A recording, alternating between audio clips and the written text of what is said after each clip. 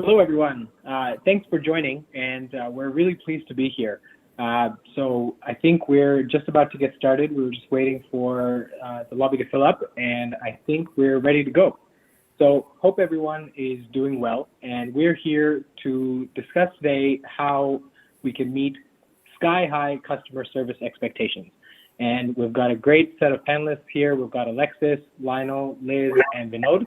And we're really going to try and answer the question of how do we and our tech teams and our organizations get ready to meet customer service expectations. So with that, let's dive into 2020. Now, this has been a tremendous year in many different ways, and I think with as much good as there was, in terms of transformation, there was a bunch of bad, and I think that it did bring a number of different changes, and that's really what we want to focus on today. COVID-19 had a direct impact on organizations and their digital transformation. We believe that COVID-19 has actually accelerated the digitization of customer and supply chain interactions, and it's really been almost a time machine to take us forward, maybe by 3, maybe even 4 years, in terms of how companies' internal operations have been transformed. And today, we're seeing that the portfolio of products and services that organizations and many of our clients have jumped forward much more than they would have without an external catalyst like COVID-19. So we're very excited today to explore this idea with a great panelist. And with that, I want to do a bit of a quick introduction before I go into some of these things. So why don't I go around the panel and have everyone introduce themselves? So Alexis, do you want to say hello? Sure, yeah. I'll turn off the slides for a second so we can say hi to everybody and introduce ourselves. So hi, everyone. I'm Alexis Greenwood. I am a manager in the digital transformation practice at Logic 2020. I am a business systems analyst and project manager by background, all things implementation and technology, particularly interested in platform development and chatbots right now. So excited to chat about some of those things as part of our topics today. Thanks, Amit. Thank you. Lionel, you want to go next? Yeah, sure. Lionel Bodin. So I'm a senior director in the digital transformation practice. I've been leading digital transformation projects for several decades now. So it's really exciting to be here and talk about customer service and how we can change the game in digital. Awesome. Great. Thanks. Liz? Hi, everybody. I'm Liz Gillette. I am a director in our digital transformation practice area lead. I oversee a number of projects in that space and different accounts of ours. My background was in ERP and SAP transformations historically, and now focusing a lot more on custom development and different platforms that we can solve problems for our customers. Thank you. And last but not least, Vinod. Yeah, hi everyone. I'm Vinod Pirla. I'm technical director at Logic. I've worked on many Salesforce projects, Einstein bots, prediction models, integration projects, and a solution architect as well on the AWS platform. So I work on numerous projects, multiple Salesforce and AWS projects. So I'm excited for this webinar. Wonderful. Thank you so much, Vinod. And there's a bit of disturbance coming from your mic, Vinod, so if you could maybe take a look at that while we get started. So if you could put back the slides, Alexis. So we started just very quickly talking about 2020 and how COVID-19 really was almost like a time machine to take us forward in an organization's digital transformation. And another idea that we really wanted to explore is how the business world looks at technology. And, it wouldn't surprise anyone to look at technology as a lever that any business executive can use. And in a 2017 survey by McKinsey, executives ranked cost savings as one of the most important priorities in their digital strategies.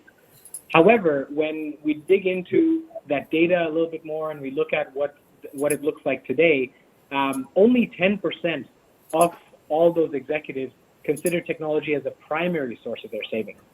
Instead, more than half of those executives actually focused on the cost savings related to the competitive advantage that technology could bring, or simply refocusing their entire business around digital technologies. And we're going to touch a little bit on some very interesting companies that are doing that today, and how there's been this paradigm shift, and it continues. Technology continues to play a central role in any organization's digital strategy, and many executives are very focused on what it could mean for their customers, for their product, and their organization. And then finally, another main idea that we're going to touch on and really explore in some of the themes is the agility, the need to move faster. So we'll explore how time to market and short path to value is a key part of success. And so with that, before we go on to our first part about customer habits and expectations, let's take a bit of a poll. So do we want to move on to the poll next? Sounds great. Yeah, we'll go ahead and launch that.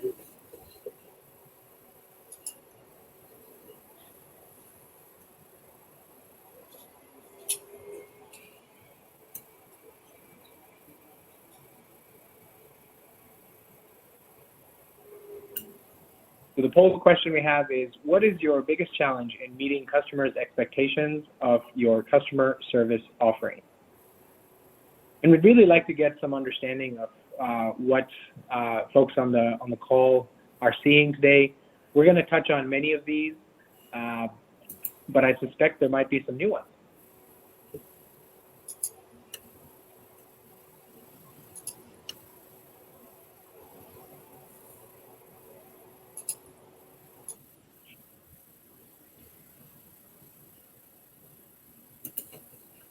All right. So I think our results are in, and it looks like everyone seems to have voted unanimously for seamless omni-channel experience.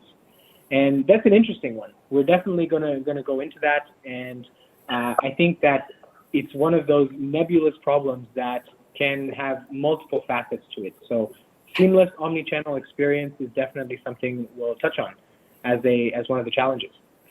Great. So let's keep moving. Let's go to part one, and I'm going to see, there we go. We've got the slide up, and to kick us off, let's think about, there's this adage that I'm sure everyone's heard. The customer is always right. And I personally don't believe that is going to change anytime soon. And I think as a business executive, I would really double down on the idea that making your customer happy through their experiences, through the capabilities that they have, and how they enjoy your product is really a very key part of a digital strategy. And so one of the first trends that we want to touch on is digital adoption, and really the idea of customers moving to digital channels. And it really shouldn't come as a surprise to anyone. You only need to look at the prevalence of e-commerce and the sharing economy. And with e-commerce, you've got the Amazons and the Shopifys. With the sharing economies, you've got Uber, Lyft, Airbnb. Customers want an abundance of choice. They want new experiences, and all the while they want it to cost less. And digital channels and digital adoption, whether it's through mobile apps or even websites, are now table stakes. And any company that is wishing to create a loyal customer base and be successful in today's market has to do this. They have to adopt these digital platforms, these digital mechanisms. And in fact, those of you who like reading company financial statements may know that Airbnb actually spends 4 times as much on its product R&D and development as it relates to their digital platform compared to its largest rival, Booking.com. And that's just a real recent, relevant example of how digital adoption and the increased emphasis and investment in this area has really benefited many companies. The second trend is omnichannel, and that was from our poll a very key challenge that a lot of people are facing. And for those who don't know, omnichannel is really defined as the user experiences and the relationships that happen across different points of contact, and it can happen virtually or in person. And so, Lionel, what are some trends that you're seeing with omnichannel? Yeah, omnichannel is not something that is new. We've been talking about this kind of capability for more than 10 years. I think really the goal here is to make sure that we can keep the same experience for our customers across all channels, whether on one step in the customer journey, it starts on email and ends up on chat or messaging. So that trend has been existing for a long time. I think the key thing that we see changing now is that the channel that we have available and that we can pay with are a little bit different. I think messaging in the last few years has been ramping up and has been growing in terms of usage quite extensively.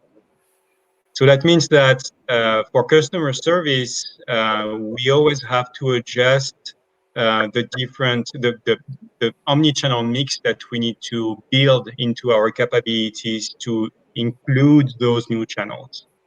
And I think that to what you were saying, Amit, earlier, COVID accelerated all that because we basically had to go fully digital with COVID.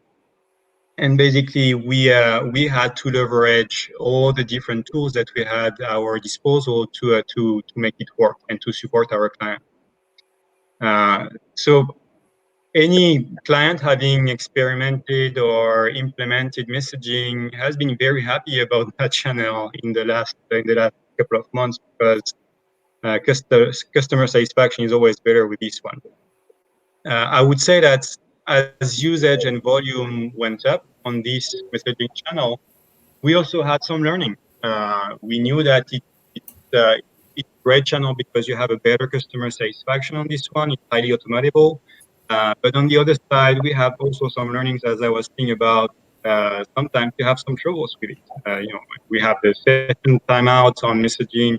You have TFNs repeating their challenges, and basically sometimes the communication persistency for the client is not there anymore. So in the sense that the client cannot keep what they say on this channel. So we still have a lot of work to do in the messaging aspect and how to weave that new channel in the omni-channel experience. So we are definitely not at the end of the road on omni-channel. It's definitely not something that is going away as a trend from a pure capability perspective for customer service. And especially now that we try to transition from mobile first to AI, that automation on this channel is going to be key, I think, in the next few years for messaging. So very big trend that started long ago, but changes across time because the channels are changing, basically. Absolutely. I think, Lionel, you described it really well, and I think the way you described it hopefully gave listeners an idea of why it's really challenging. It takes on so many different permutations of things that could change, and as you increase the number of channels you have, you're really increasing your complexity. And if you don't really have a core strategy behind that, that complexity can just grow exponentially. Absolutely. So thanks, Lionel. So that brings us back to our third trend. So we talked about digital adoption, we talked about omnichannel. The third is really personalization. And personalization is defined where you are tailoring a service or a product to appeal to a segment of individuals. And so, Alexis, tell us a little bit more about the trends that you're seeing in terms of personalization. Sure. Well, if there was any uncertainty about it in the past, I think it's very clear that people expect personal experiences today. And not only that, but positively, the ability to actually create them for people has made leaps and bounds recently. So the AI and all the analytics that we can obtain from interactions that we're having between customer service teams and customers, every aspect of the business is very, very valuable in driving driving changes to those interactions and making them better and better over time. Lionel gave us a great description of omnichannel, and I think omnichannel and personal experiences really just go hand in hand. You know, when I call the bank with a question, and then I email them the next day to follow up on it, I expect that however we're communicating, we're able to follow up on that, and whoever's on the other end, that person is getting that information and synthesizing it, and it's all seamless from my perspective. So I think that's a big deal.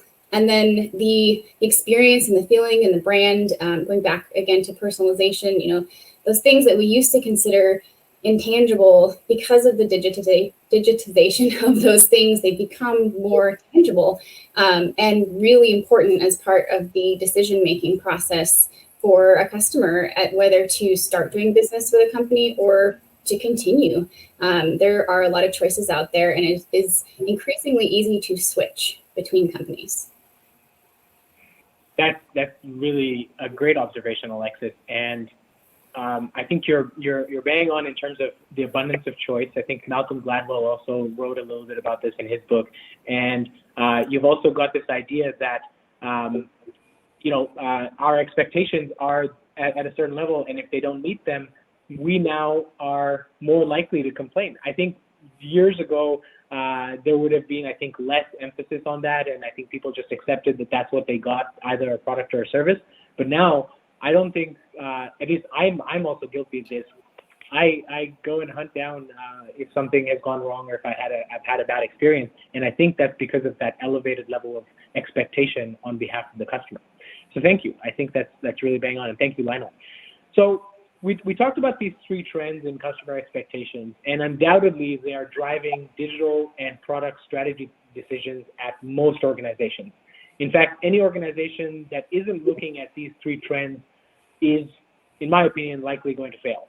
And a real good emphasis on these it doesn't just happen in silos, because we can look at customer expectations, but let's talk a little bit and switch gears now onto customer habits. So do we want to bring up, is there another slide? No, I think it's the same slide. Lionel, what is an example of a technology enabler that has an unexpected impact to our newly remote workforce? Yeah, I think that, that remote workforce that we have since the last couple of months has been creating new needs. So we have more calls usually, we have an increased urgency in those calls because, everybody is changing and adjusting to the new situations. And we have a need for flexibility, for change, and we have lower capacity, of course, sometimes. So we have less people available. So I think the good news here is really that with digital, we were able to cope with that change in a very easily manner. If I think about if what happened in the last few months happened 10 years ago, I think the impact would have been way greater. And I think digital is a big part of the answer and the way to address it. So obviously, I could talk about automation, how we can scale when we have, some emergencies, as I was saying, on call centers that can allow to, balance a little bit between human workers and digital workers, and address basically the demand. Or I can talk also about self-service solution, which is something that has been around for years. But I would say that one technology enabler that I've been working and that was really interesting was around voice transcription. Voice to text has been something that has been also being around for a lot of years. But if we want to reduce the time we spend after the calls, taking notes, or if we want to have a training set for the next generation of AI, I think that the voice transcription feature has been really helpful for call centers around the US and the world, basically, because it was helping at two levels, I think. The first one is for call centers already leveraging chat. It was a way for them to leverage the chat tools they invested on for the voice channel. So that means all the tools that you have about tracking the discussions on messaging, on chat, you can leverage them also on voice if you transcript what is said on the voice into text. So it was really helping for these clients already having the chat feature enabled. But I think it was also helping for call centers and clients not having chat yet. So having the ability to transcript what was said on voice into, pure discussion or conversation in text, in a text fashion, was also helping for them to build a training set for the AI, as I was saying, if they want to switch at some point to a bot, or also training set for pure human training. So when they onboard people, they would have a transcript that could show examples, which is not that obvious when it's voice. So that voice-to-text voice transcription has been a feature that we have seen more and more in the last few years, and especially in the last few months. We've seen a lot of clients asking for this and try to leverage that capability. That was a great overview, Lionel. And to unpack a little bit of what you said, you talked about the analytics you can do with that voice transcription. You talked about the different use cases, going back to personalization, how you can use that to personalize and bring in prompts in real time. And really, I think that voice transcription, I do agree that voice transcription has been and will continue to be a large technology enabler, because it's really about, I think, creating experiences. And voice transcription allows us to really analyze and understand what the intents are of customers and really try and make really compelling experiences. Okay, so that makes sense. And I'm wondering, Liz and Vinod, we haven't had a chance to hear from you. So what are some of the things that you're seeing from a digital experiences perspective for customers and employees at some of your clients? So we work with this international staffing firm. So they had its operations in 70 different countries, and every country had their own business model, their own CRM, right? So we help them to move to Salesforce. So all the 17 countries, the different data models, business models came together and created one global platform for them. So we created easy and seamless experience for everyone, right? For people across all the 17 countries, they all experience the same thing. They all see the same thing. The experience is the same. This operates, is the same experience, right? We also helped on the, tap into AI to recognize the leads, score the leads, like which ones I have to pay more attention to, right? Score them and help run email campaigns, right? Match candidates to the jobs and jobs to the candidates. So we leveraged AI to do this, right? And help the staffing firm, right? And we also help them engage on the chatbots, right? That can give good customer experience. All the common questionnaire is answered by these chatbots, right? We constantly train the chatbot so it becomes smart and respond well to the customers. And in case it doesn't able to answer the questions, right, it will transfer the calls to the line agents, right? We have enabled that.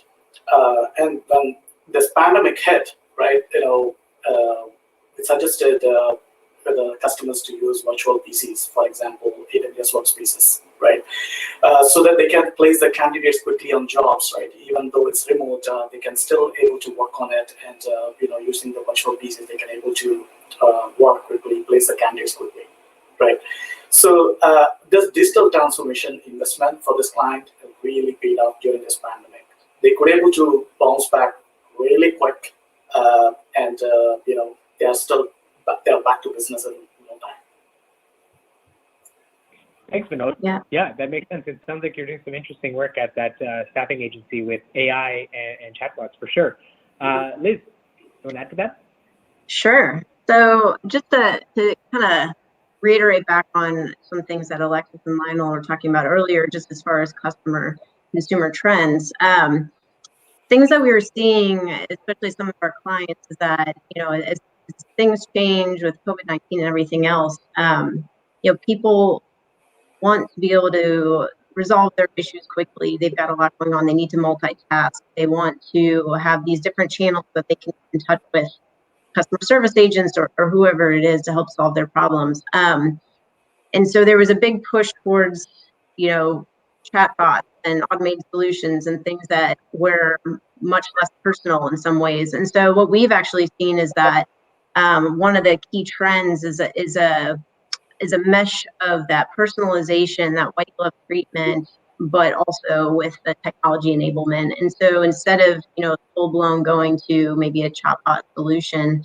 thinking a little bit more about how do we do assisted agents? How do we layer in the AI to help prompt those, customer service agents that are really overwhelmed now because everything is moving. Like to Lionel's point, the demand is so high. How do we make them the most efficient in their roles and enable them with the information quickly so that they can resolve more challenging scenarios with their customers, and then leave the ones that are more simple service to the automated solutions. And so, for example, one of the telecom companies that we're working with, seen that quite a bit, where there's a good blend between automated responses and self-service links that get their customers to the answers they need as quickly as they can on all the different channels available to them, which allows for resolving that need for a number of different people. But then in the case where they really want them to understand their needs, understand the history of their request, building in that omnichannel experience, but the seamless single view of a customer in a sense. So those agents, no matter who they are coming in at whatever point in time, can see the history, can see the relevant information, are prompted with the right documents to answer their questions that are related to keywords that are sent, So they're doing a lot of that predictive analytics modeling to make things as efficient as possible. And then, I think just thinking about like one example, even from a self-service perspective, it's even going down the path of using chat channels alone to do things like in-app or social channel shopping, and having it be proactively provided to a customer based on prompts that they send, and therefore enabling them to do those things while they're at work, or multitasking and not able to jump on a phone or go to a store, especially in today's day and age, and have to, for example, purchase a phone and talk to an agent about it in person, but can kind of walk through that process right there in different modes while they're doing it. And so those are just some of the things that we're seeing, and a lot of creative ways to get the best experience. Great, thank you so much, Liz. And I think both what you and Vinod said, it may seem very simple from a customer's perspective of what needs to be done. This needs to be consistent. This data needs to be available here. Why can't you just predict what I need?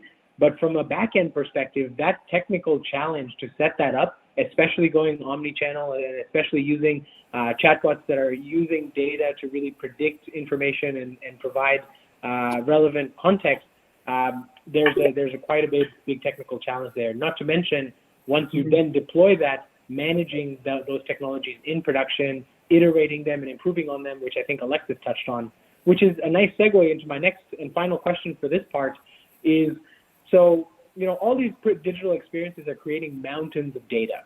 And I remember reading years ago that data is now more valuable than oil. And that was years ago. So it's probably like twice the value now. And so how are you seeing companies using this data better to understand their customers? Alexis? Yeah, sure, Mitt, thanks. I'll try and pull some of the threads together of all the things that we've been talking about here. So with the increased interconnectedness of all of the information systems that businesses own, finally pulling all those dots together and getting closer and closer to that one single view of the customer that is totally holistic. We combine that with these new data sources that weren't previously available, at least for customer service, when we talk about voice transcription and messaging and mining all of that data.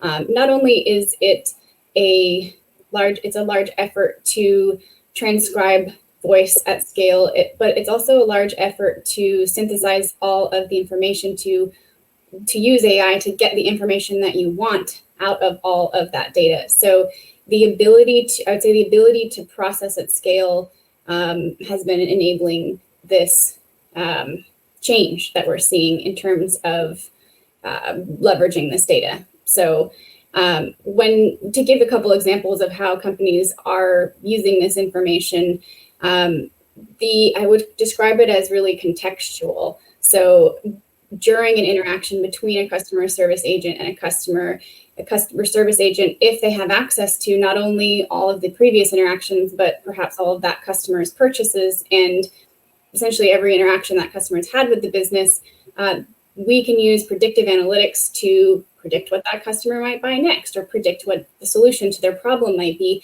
to make it much easier for the agent to answer questions and make suggestions that they might not otherwise make. So lots of opportunities there, but I think it really, it sounds big, but it really comes down to making small, useful things available at the right time and the right place so that people can use them when we talk about customer service. Yeah, very, very interesting. And as you were discussing that, Alexis, a lot of what we're hearing from data science teams at different clients is the return on investment from their data science teams, right? And a lot of these teams are building interesting models. They're finding really interesting insights. But to your point, applying them real time to make behavioral changes in your customers or in your staff, I think that's really the game changer. And all of everything that's happened in the past 20 years around cloud technology and storage space, and it's all leading up to enabling all of this to now come to fruition. So very exciting. All right, so that was part one where we talked about the customer habits and expectations. We talked about digital adoption, omni-channel, and we talked about personalization.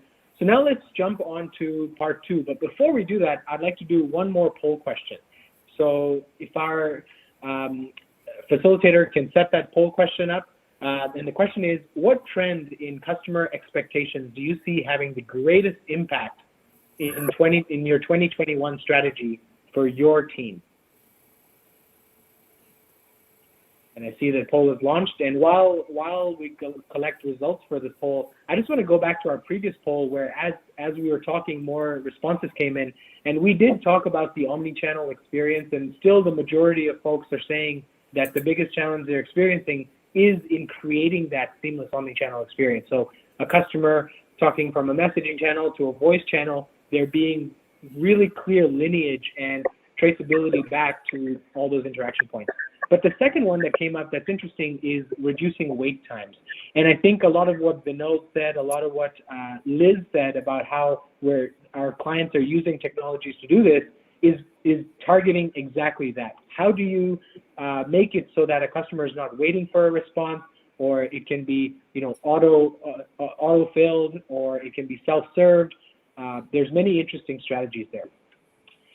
And with that, I see we got the results in for the second poll. And which trend in customer expectations do you see having the greatest impact on strategy for your team?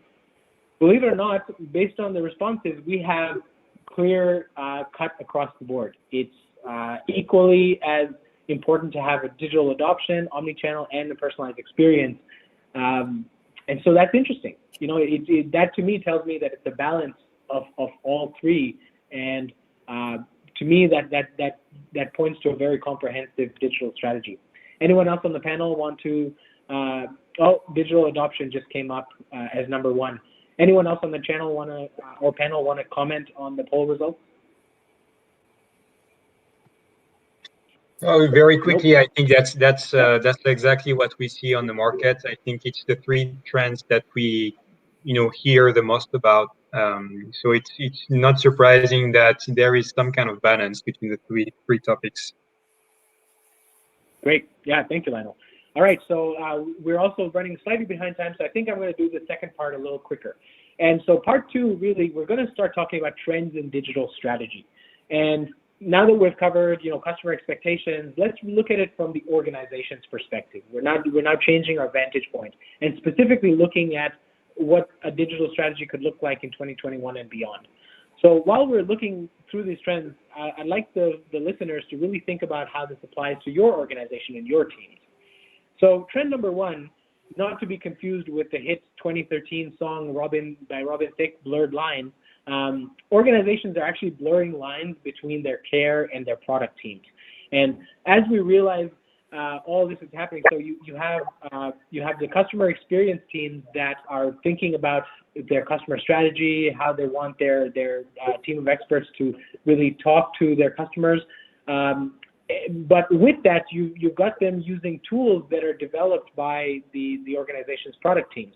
And so, as an example, if you run a service for your customers that involves building products, products to order or products to complete, you may want the customers to be appraised of changes in the project schedule. And this might happen automatically based on the platform that they're using, or it may be an outreach that the customer service team has to do. Regardless, you're seeing that there's a blurred line between those who are representing the business with the customer and really serving the customer, and those who may be making the products or making the tools that are used by the customer service reps.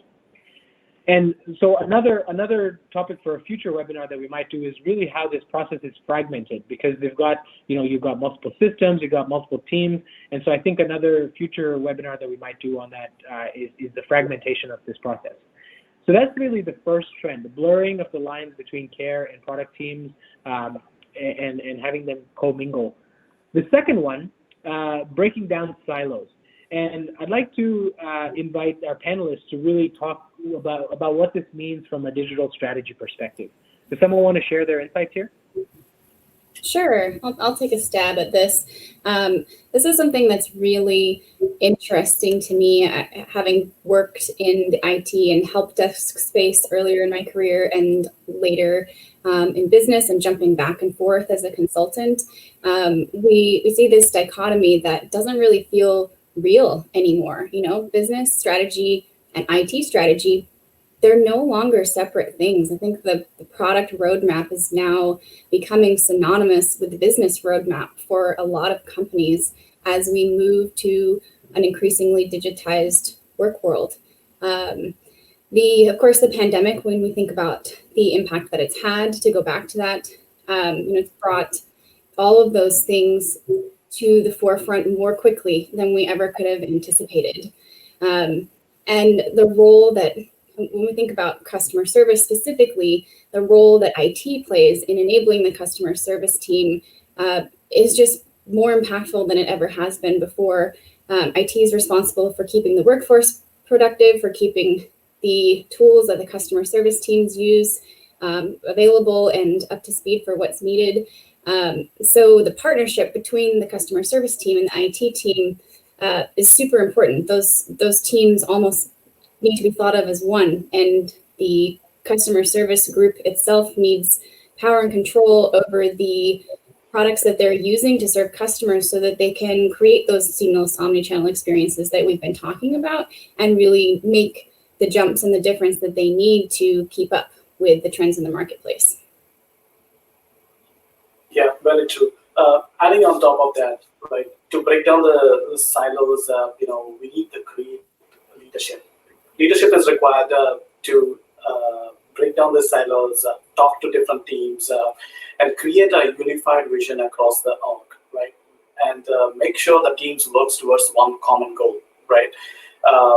Train the cross-functional teams, make sure they are productive, create more collaboration and communication between the teams, and choose the right technology stack and structure the teams appropriately. So this will open up the doors for more ideas and innovation.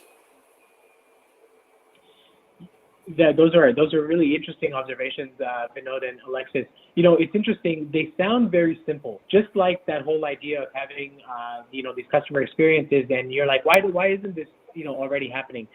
Like getting the buy-in from leadership and unifying different teams and getting business and IT strategy together sounds pretty doable. I mean, you talk to a 5-year-old and they'll be like, yeah, okay. But I think as seasoned professionals, we've seen many times these themes persist in many organizations, and I think it's now more important than ever to really tackle these in a very strategic way.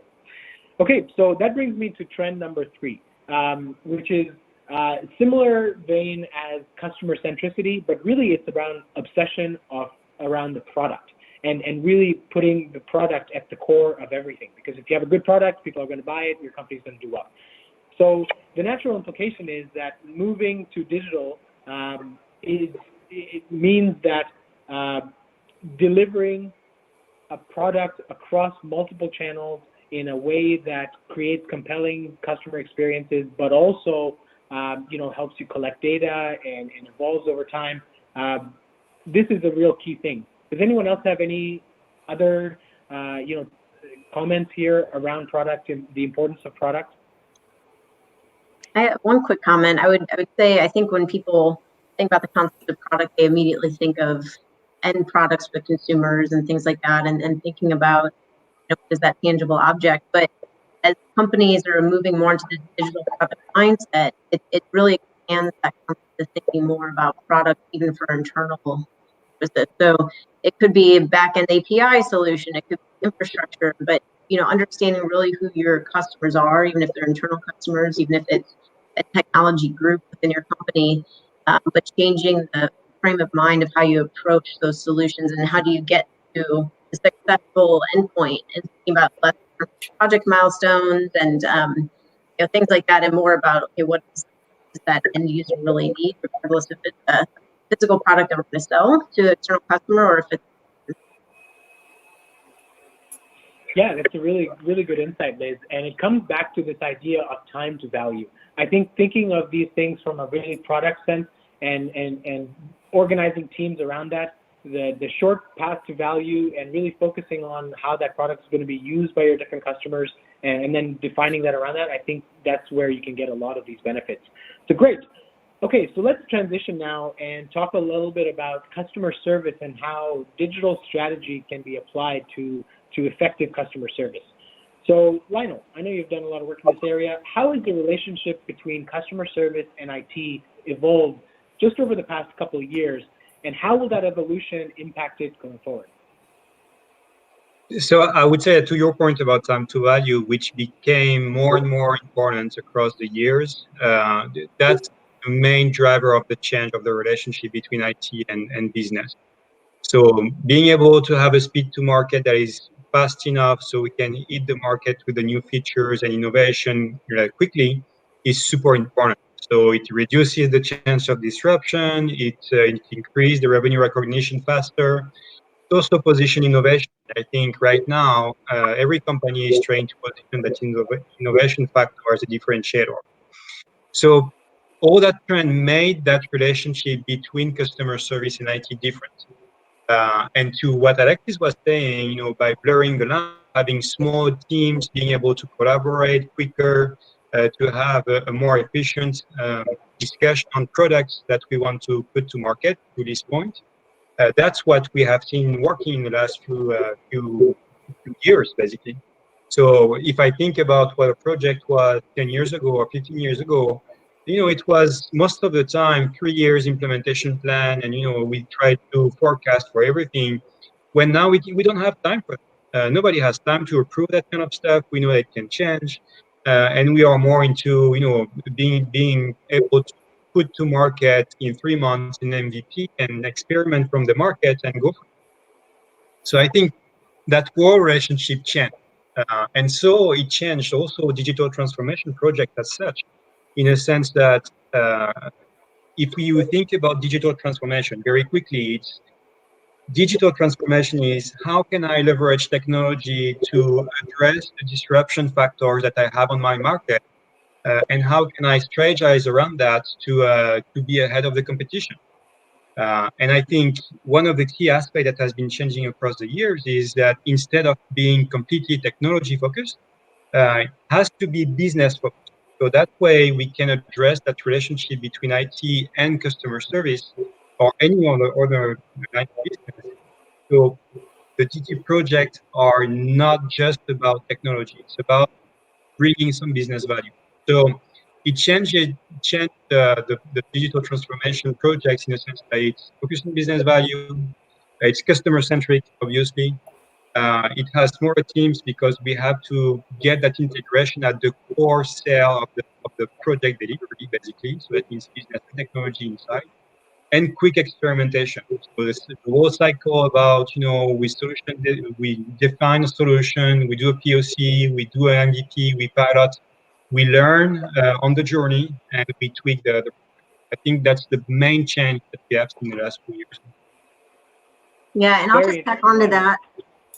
I was Yeah, just going to say, I mean, a lot of similar points there, but just to tack onto it, we see like a lot of organizations obviously are different levels of maturity when they're starting to address this issue, and many that we've worked with, smaller companies or just companies that are used to having those silos and working in a different frame of mind, have a long way to go on that journey. And then there's some that are way further advanced and have already been in that mentality of product-based teams and quick to market, and how do we operationalize and align. And so we've often worked with companies to understand, okay, where are you at in your level of maturity, but also what's right for you? Like what is that ideal end state? And it's different for everybody else, depending on the need, your customer base, your size, things like that.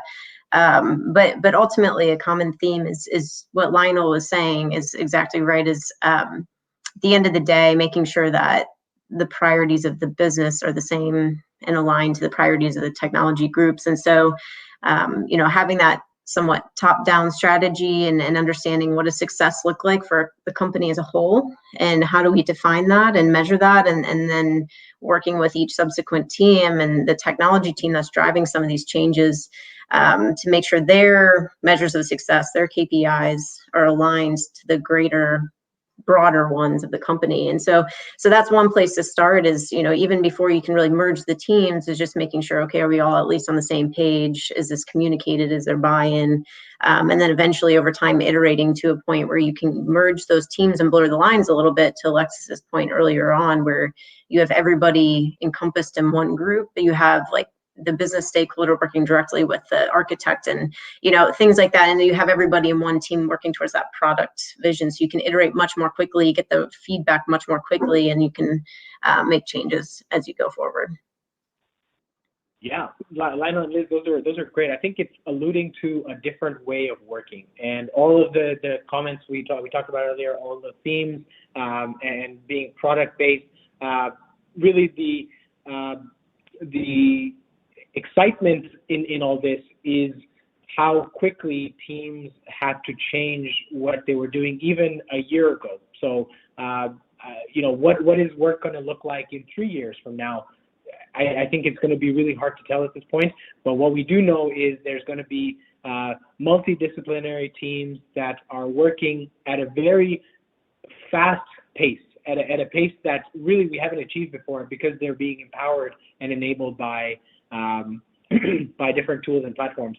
One thing that really does also wrap into what both of you are saying, Lionel and Liz, is a lot of tools now are becoming business owned and business driven, in the sense that they are low code and they are allowing citizen developers to exist within businesses. And transformation and a lot of the updates that are happening in the digital space are being catalyzed and accelerated because you are democratizing that change. Now, before that actually happens, business and IT teams do need to come together. The teams do really need to figure out how they will work together. But I think based on what both of you said about the strategy and the teams coming together, I think low-code tools are a perfect example of how all that is coming to play. So, what are some of the tactical challenges or changes that businesses have implemented to improve the relationship between customer service and IT? And I think, Vinod, you've done some good work in this area. You want to comment here? Yes. Can you? Yeah. So what I've seen is the tools have evolved, right? To better serve customer service. There are better tools out there now. Just capture logs, search logs easily. Zendesk, Loom, Kibana, Honeycomb, right? So many tools are out there. And with Agile, this constantly changing, right? The document you produced a month ago might not be right the next month, right? So the team has to do constant training. you have to allocate like at least 20% of the time updating the documentation, creating the knowledge articles, create some videos, screencasts, and prepare the team, do the cross-functional training so that the customer service is awesome, right? And one trend I've seen is there's only one point of contact. If there's an issue and there's only one point of contact responding to those calls, right? There's no transfer of calls. There's somebody reached out to the customer service and it's like, hey, let me transfer to this person, let me transfer to this group, right? The moment you do this cross teams training, you don't have to do that, right? So it's just one point of contact helping the customer and responding it and setting the clear SLAs, right? When the ticket can be resolved. So that is helping, and most organizations are adapting to this. Great. Thanks, Vinod. Does anyone want to add to that?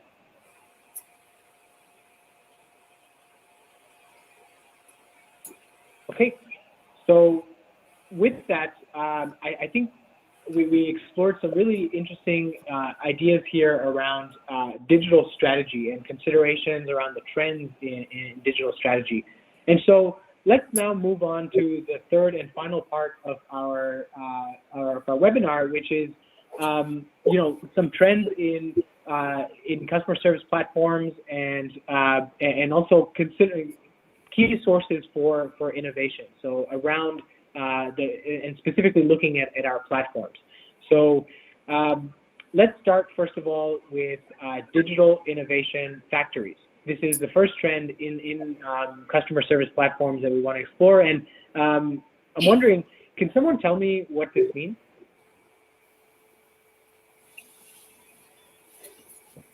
I can jump in here. So digital innovation factories is a great phrase as far as I'm concerned.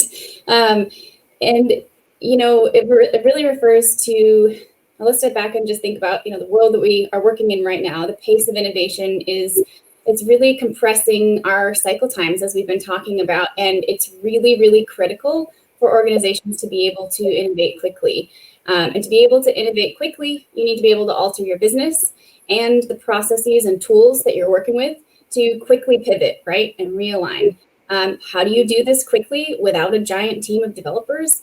It is possible to reduce the need for developers and handing off requirements between team A and team B by actually putting the power and control in the hands of the business team with these low and no code solutions that we're talking about. So digital innovation factories are the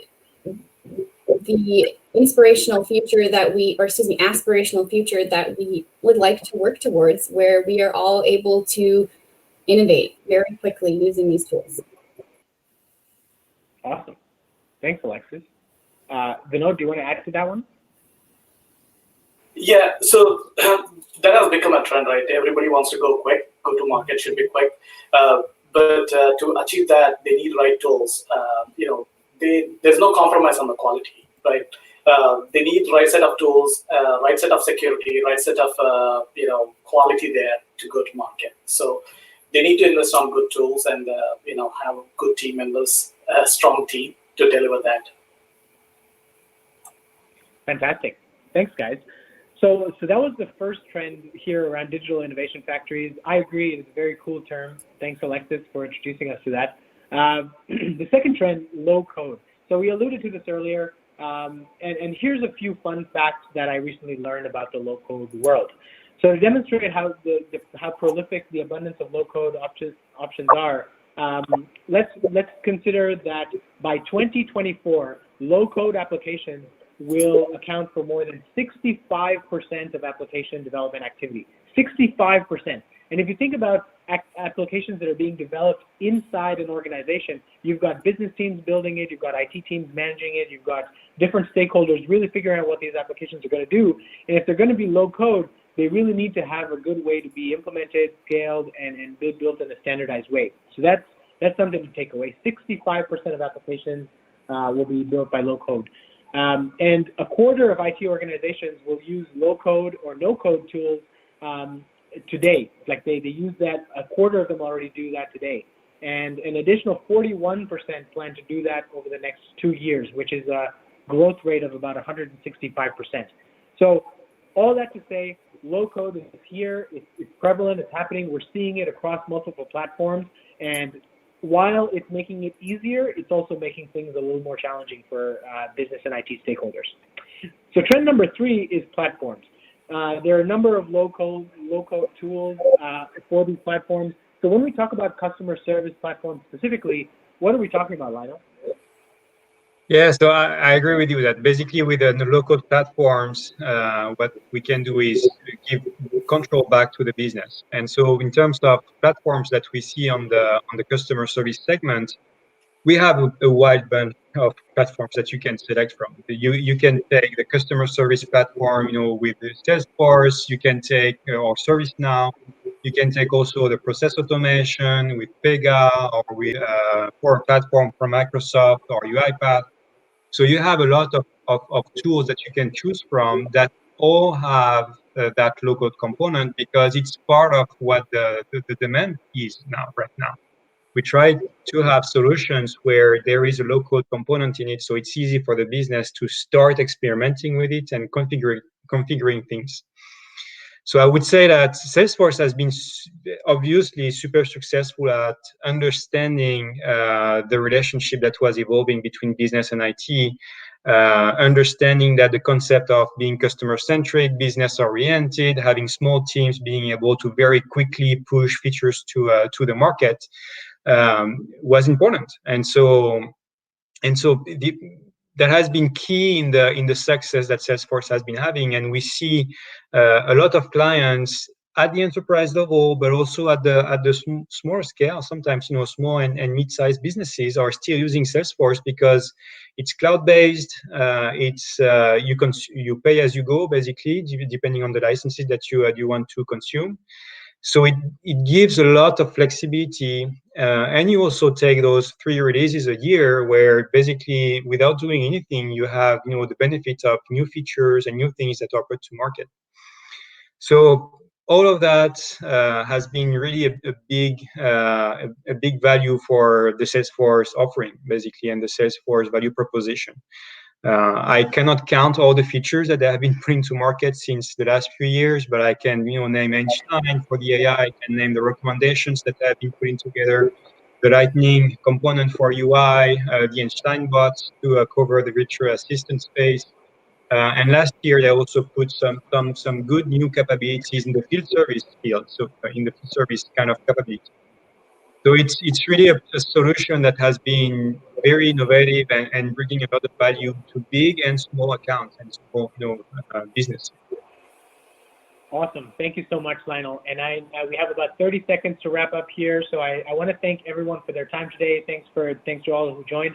We just launched our final poll, which is which trend in customer service platforms will impact your 2021 strategy. We would love to hear your responses there. Again, we covered a lot today about customer habits, customer expectations, digital strategies, and platforms. And we really hope you enjoyed this as much as we did. Thank you so much. Bye, everyone. Thanks, Amit. You've been a great host. Thank you. This was fun. Bye, folks. So I'm going to